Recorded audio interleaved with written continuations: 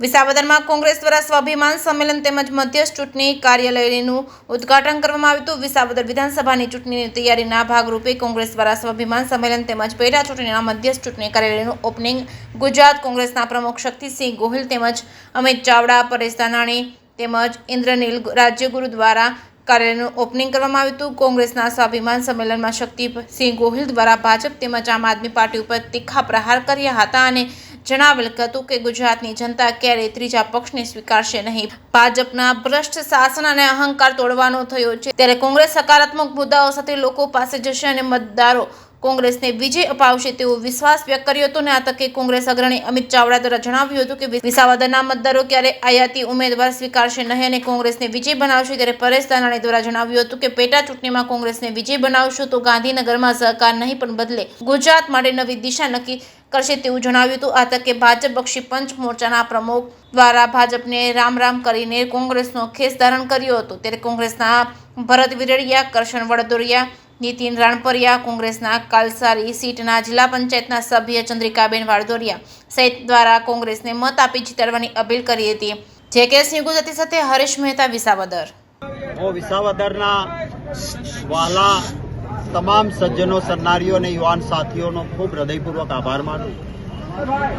એક ખૂબ જ પ્રેમ ભાવ અને સમર્થન સાથે આજે અમને અમારા જાહેર સભામાં આપ સૌએ જોયું કે અમારી ખુરશીઓ ઊંચી પડે એટલી સંખ્યામાં વિસાવદરના તમામ સજ્જનો, સન્નારીઓ અને યુવા સાથીઓએ સાથ આપ્યો। એ સૌનો કોંગ્રેસ પાર્ટી વતી ખૂબ હૃદયપૂર્વક આભાર માનું।